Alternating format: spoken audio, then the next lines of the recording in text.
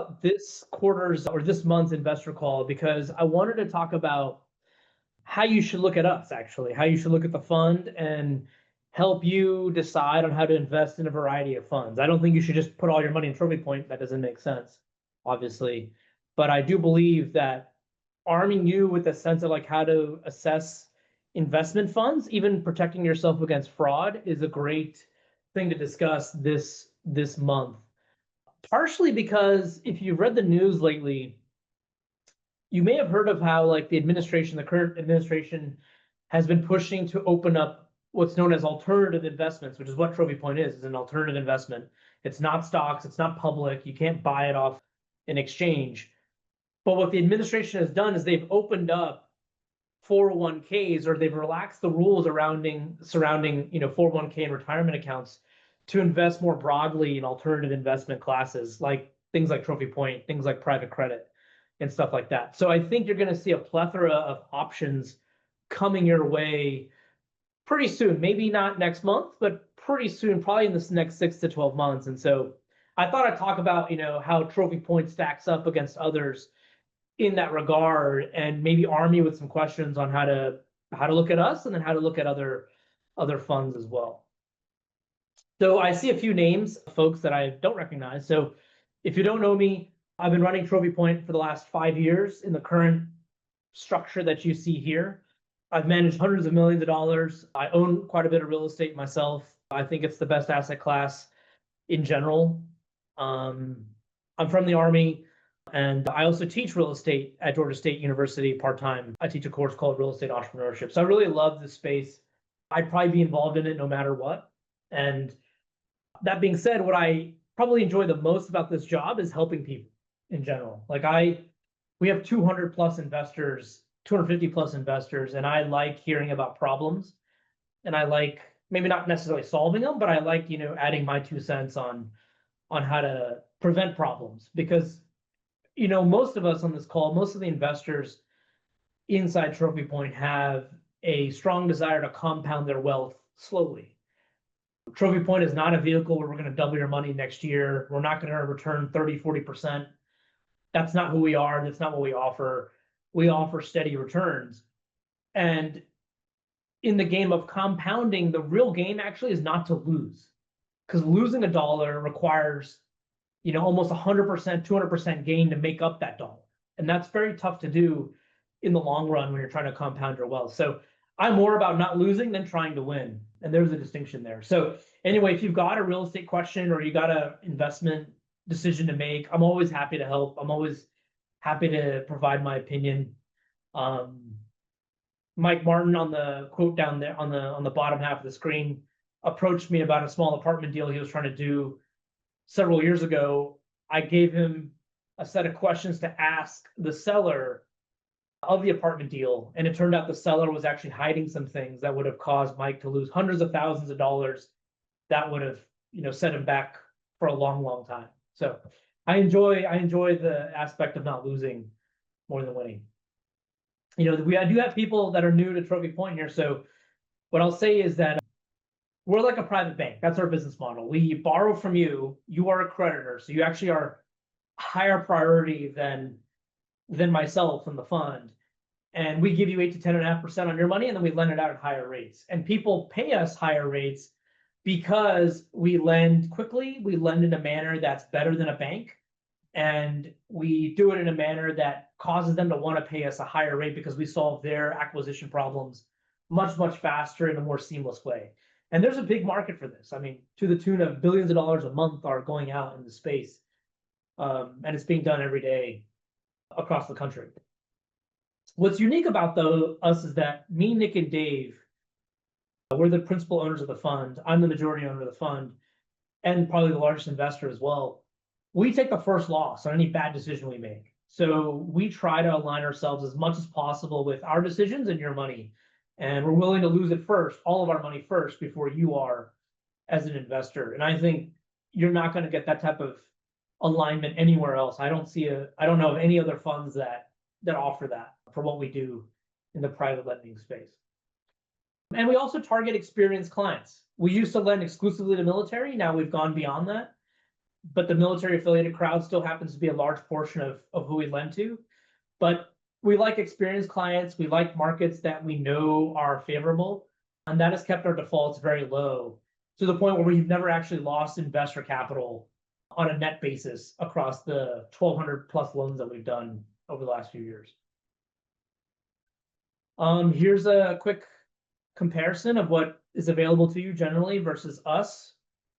We definitely outpace other options that are out there, like REITs, treasuries, stocks, and even foreign types of debt. So our latest milestones, last month we actually crossed the $250 million mark. So it's really interesting to always say when you can use the word billion in your sentences. But we've originated more than $250 million, which is really cool. And more importantly, we've also got paid back on $160 million plus. And actually, I'm more proud of that probably than the originations. I mean, anybody can send money out the door. It's the getting paid back.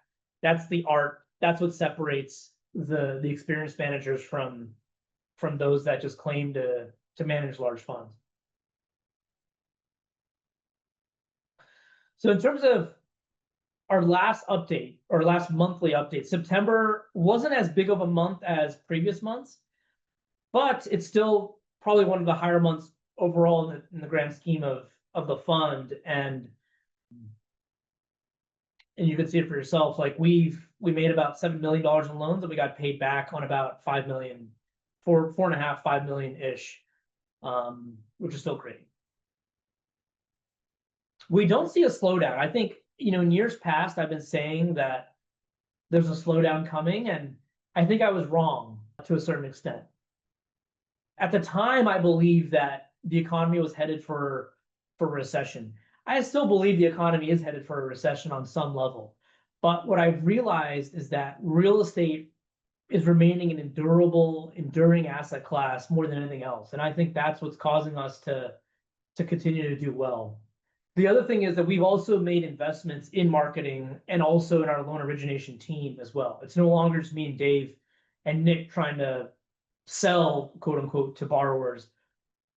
We also have team members now that are also going out and finding borrowers, clients to lend to. And I think that's actually helping negate any sort of slowdown that I thought I might have seen or predicted several months ago.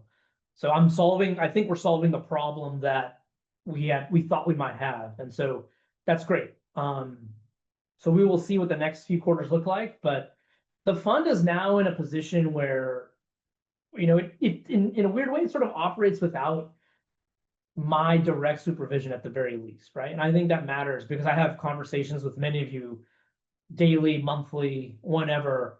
And I've tried, at least personally, me and Samir Patel tried to say this is not the Samir Patel show. We've invested quite a bit in our teams especially over the last few months, over the last few quarters, so that this is an enduring company that doesn't require just one personality to make it run. And I think that makes us even more safe and more attractive over the long haul to continue to deliver the types of returns that we do. So speaking of returns, is what we offer. 8, 10, 10.5. It's based on standard and retirement accounts. I'll throw the slide up at the end of the call. Most of you already know this, but we pay quarterly. You can also auto reinvest. We do pay interest. That is kind of like the negative aspect of our fund, is that we do pay it in interest instead of other types of income. There's no capital gains in what we do, and so some people that may not fit their tax strategy. And I wish we could solve that, but we can't at the moment. Your funds are locked up for a period of time, but they're not locked up like other funds. Most other funds have 3-5-year lockups. We do not carry that. We offer an 18-month lockup, and then you can get your money back after that anytime with 90 days of notice. What I'm most excited about for existing current investors only is our liquid note offering. I think based on your feedback, based on just listening to you and noticing that a lot of our investors are business owners themselves, or a lot of you are wealthier and you're saving up money for a big purchase such as a house shortly or soon, and you have a lot of cash sitting around, I think our 7% liquid note where you can get your money back within 31 days is an excellent opportunity for you. A higher yield while you wait for the next big purchase or wait for whatever working capital needs that you may have. The reason why we're doing it is because we also keep a lot of cash on hand as well. We keep about 3 to 5 million in cash at all times inside the fund. Now that's generally for a couple of things. One is to make new loans because we're lending out $1 million to $2 million a week. We are getting paid back also $1 million sometimes a week as well. So there's a bit of balancing act.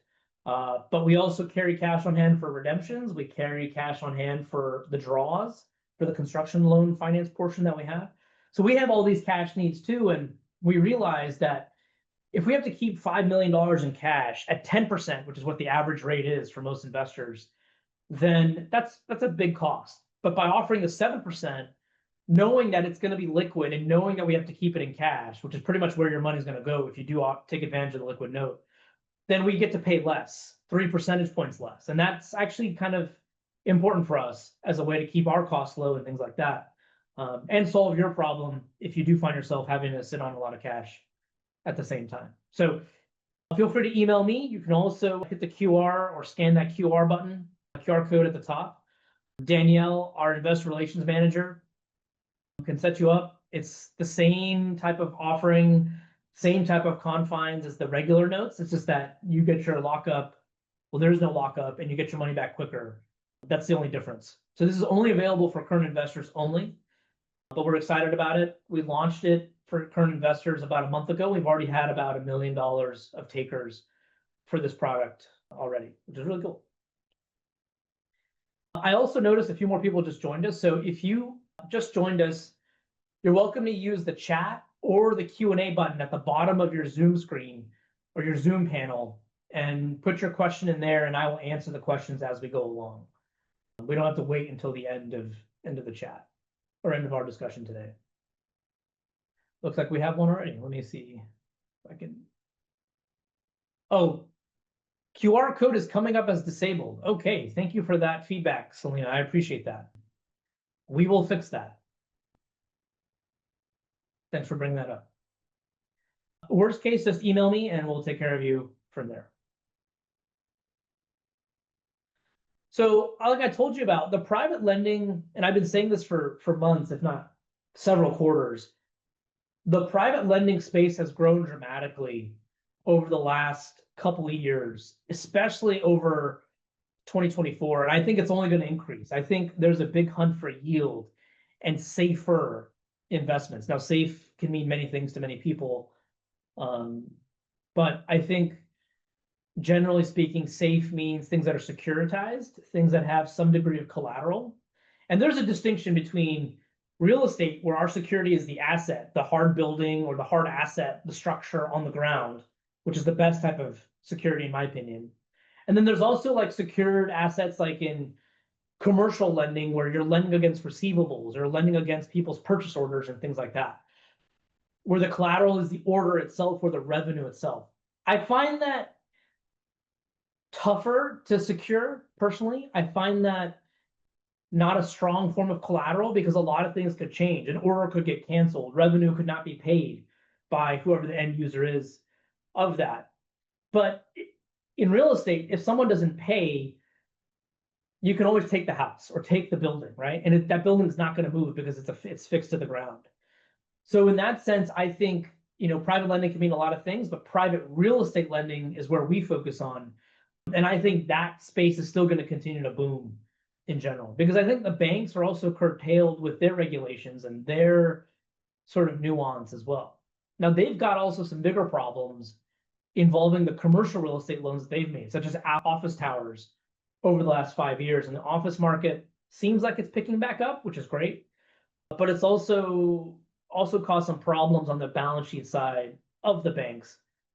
So for people like us that are lending on homes or residential assets, I think we're in good shape.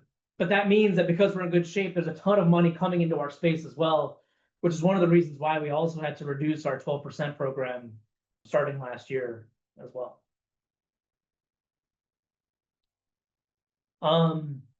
So with with that, because our space is becoming more popular, I think regulation is going to come our way. Because our space is more popular, I also think more funds are going to pop up as well. And I think that increases the risks of regulations. And it also increases the risks of frauds and scams. And that's kind of the point of today's call, is to tell you about some things that you should look at when it comes to other funds, and maybe how Trophy Point is separate or different from those other types of funds that pop up, and how you should always look at us as well.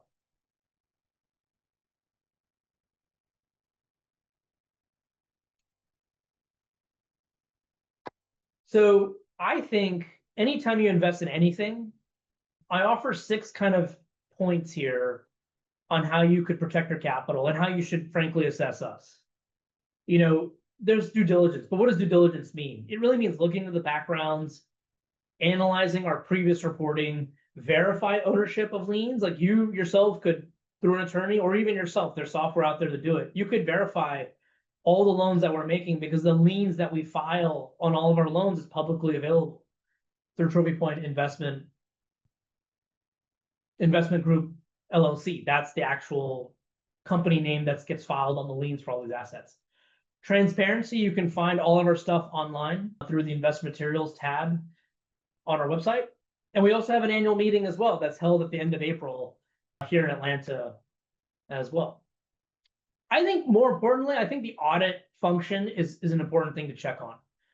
Audits are expensive.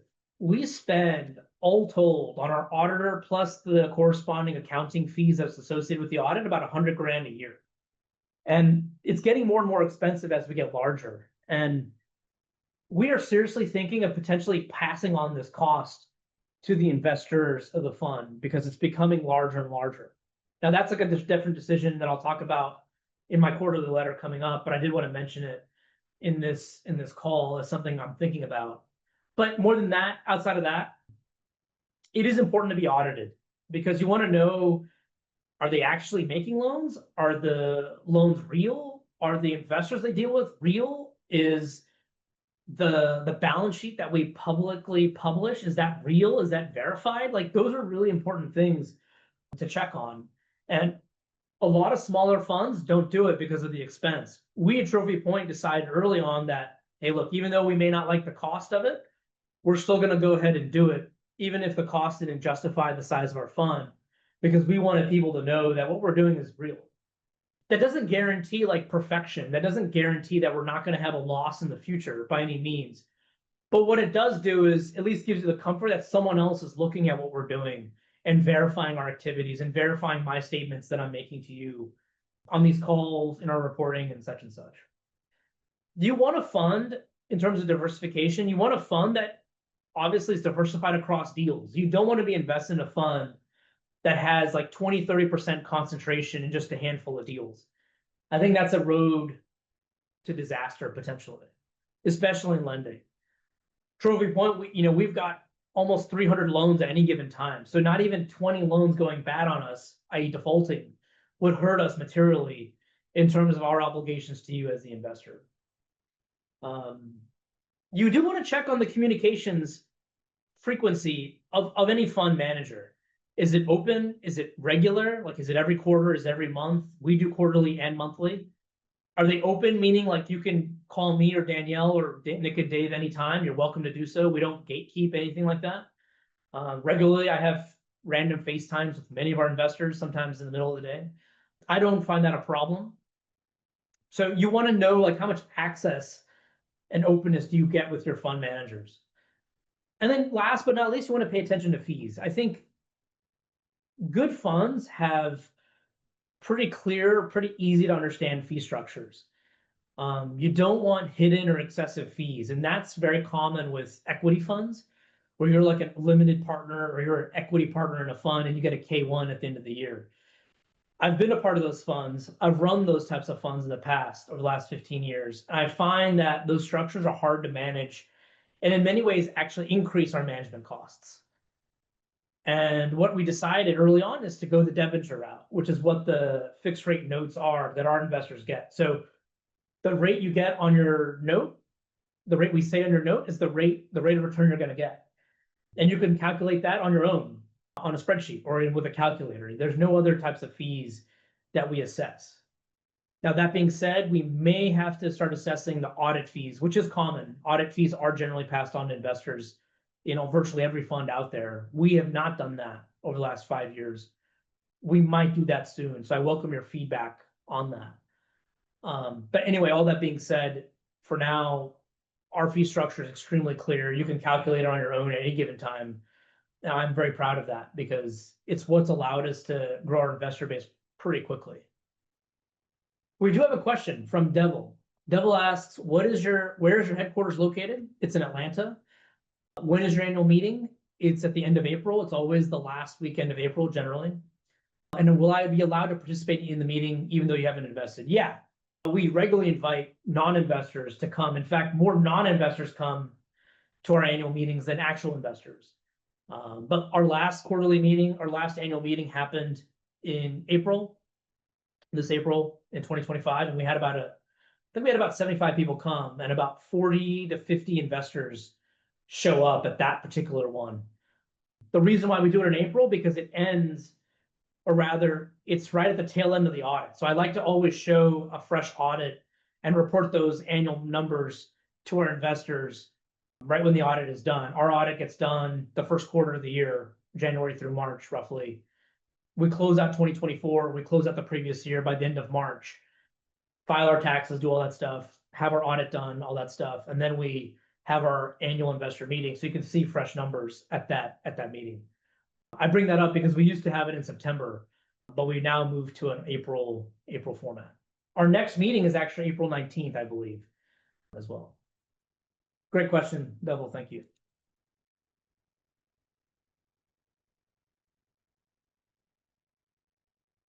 So I'd like to, I never want to talk about bad news, or I never want to talk negatively about other funds, but I did want to present a case study of the Cheetah Fund, which you can look up on your own. It's a fund here in Atlanta, actually, that was caught / was the subject of a lot of fraud, actually.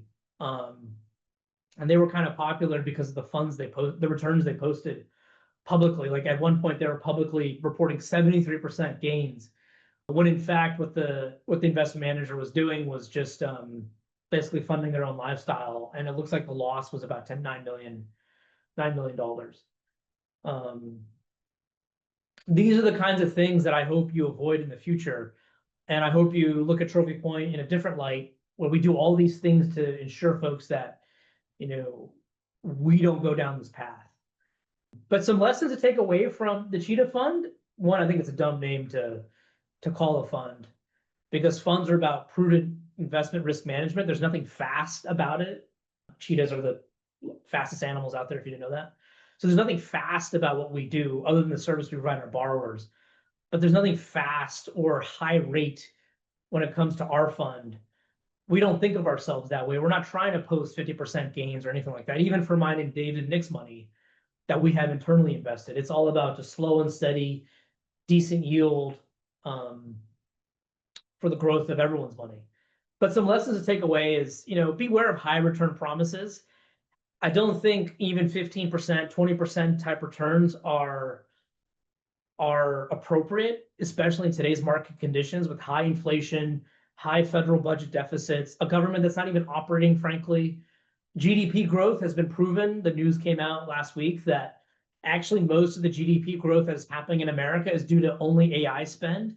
And if you stripped out the AI spending, GDP only grew by 0.1% instead of 3%. So that tells me that the economy virtually is at a standstill, despite what some of the headline numbers say. Look for funds that are audited. Look for funds that verify how your money is being used. I would, demand investor, verification, transparency, look at the lifestyle of the people that you invest with. Like all those things, not one of them by themselves is a red flag, but the confluence of all of them at the same time could be a series of flags, or could be the red flags of what's going on. We have anonymous. Could you provide the address for our headquarters? So we actually have 3 offices in Atlanta. but the official address is the one in Fayetteville. So it's 270 4th Street, Fayetteville, Georgia. Don't quote me on the zip code. I should know it, but I don't know it. Feel free to email me though, and I can give you the full address later. I'll say this though, we are a remote first company. So we've got 40 people in the company. We are remote first, but our address and records of stuff like that are kept at our corporate office, which is a small office though in Fayetteville, Georgia. Again, some red flags that I sort of already managed or discussed previously.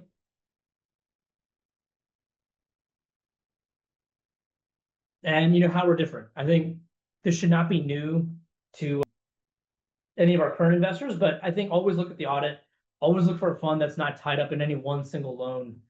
Those are all, basic things you should be asking. And our next annual meeting is actually April 18th on a Saturday here in Atlanta at the Bucket Club as well.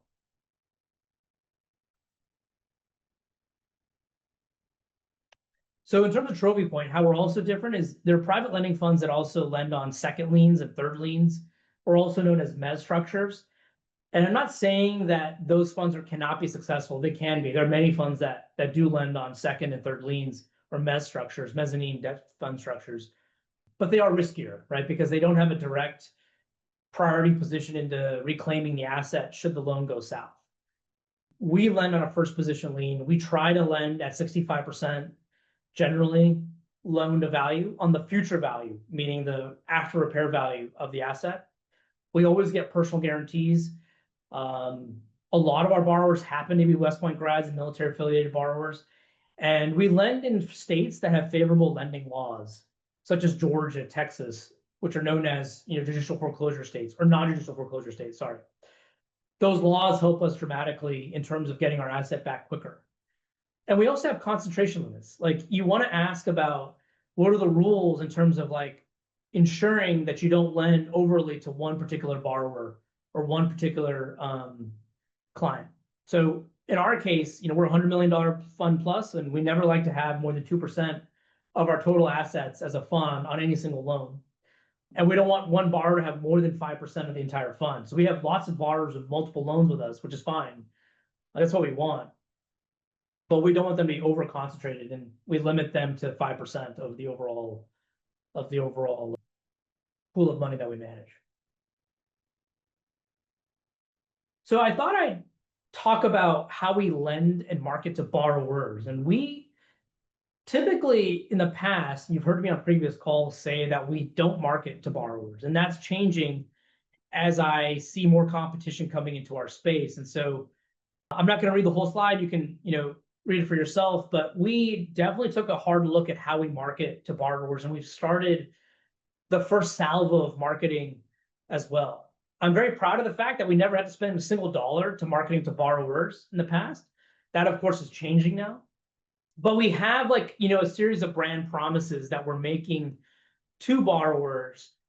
And you may notice I'm starting with this versus talking about SEO, talking about discounts or sales or teaser rates or any number of tactics that other lenders throw out there. I feel our customer service is the best form of marketing, actually. People come to us because we basically give them what they want in a manner in which that's very seamless and without hassle. Do we get it right 100% of the time? No, we don't. But I think we have about 60-70% repeat borrowers for a reason, because of the way we do things. And we don't try to compete on rate. We try to compete on service and speed. And the market still is responding to that.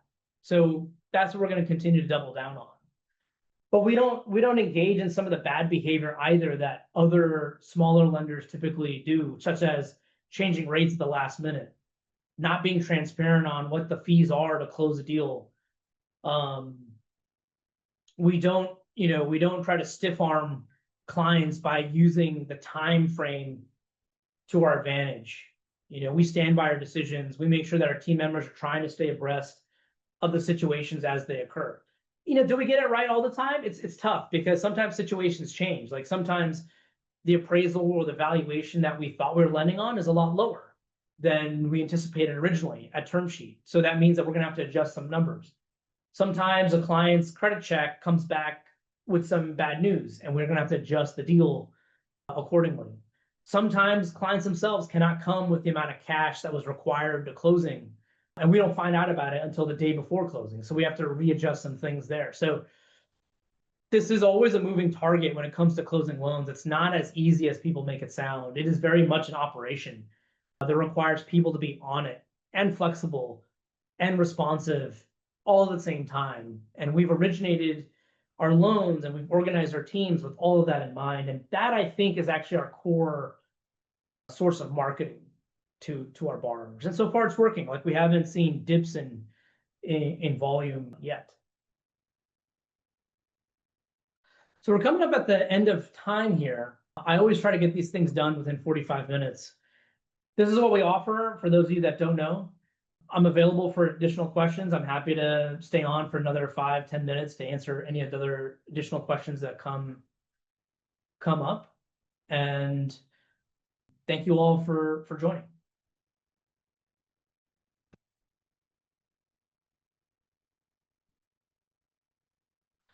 I'm taking a look at the participant list here. Valerie, Rachna, good to see you. Fordham, great to see you. Selena, great to see you.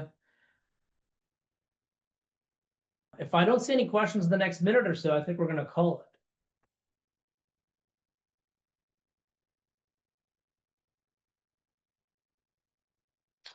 Another question. Since you mentioned this being a competitive market, what makes Trophy Point different from Millennium Investment Group?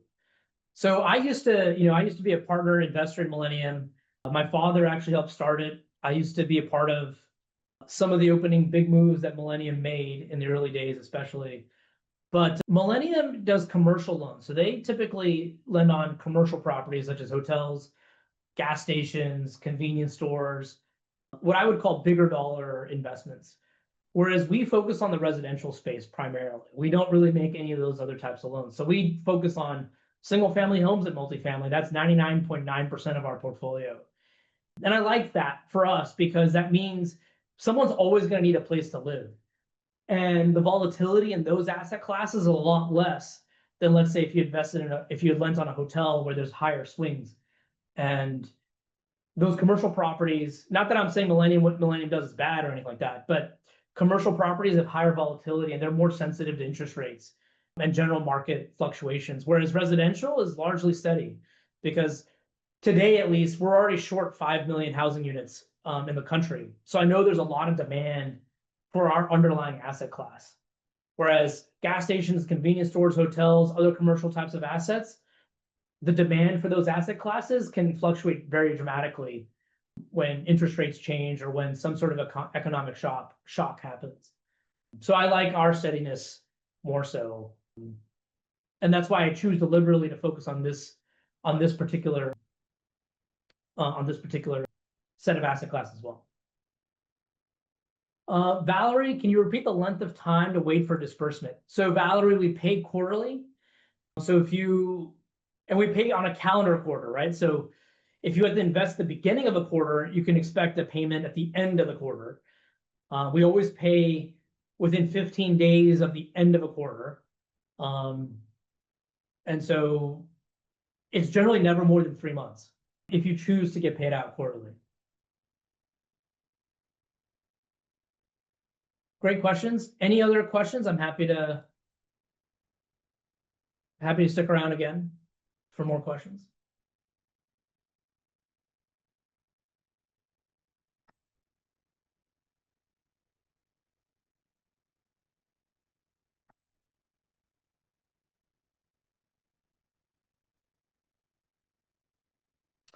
That asks, are you enjoying this as much as I am? I do. I like the lending game in general. I like deals where, and I've been investing for a long time in a variety of asset classes, as I mentioned before.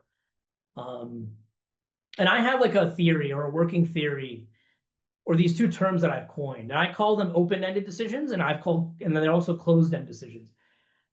I find my style is really good with closed-end decisions. And when I say closed, I mean I know my future exit plan before I even get into the deal.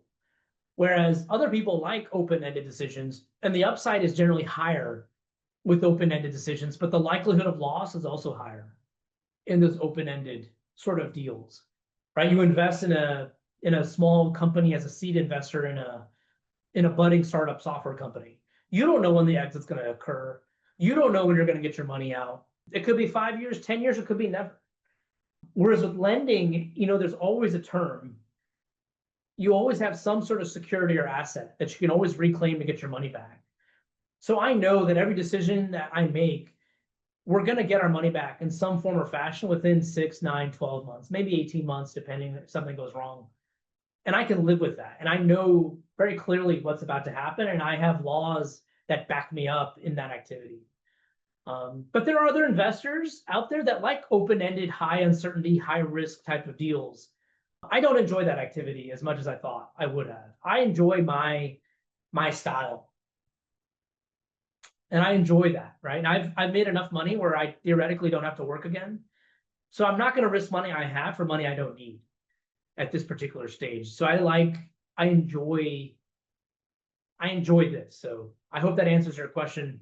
Maybe gives you more information than you bargained for, but that's where I'm at personally.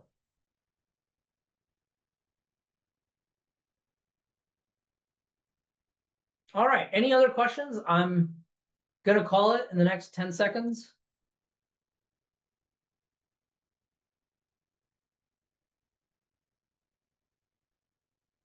Thanks, Valerie. Yeah, I do like to share my knowledge. I do enjoy the act of teaching as well. So, all right. Well, thanks everyone. I appreciate your time today. Again, I'm always an email away. Samir@trophypointinvestment.com is my email. And then Danielle, our investor relations manager, she's also available as well. She's Danielle@trophypointinvestment.com, DANIELLE @trophypointinvestment.com. And thanks very much. And we hope you guys have a great rest of the week.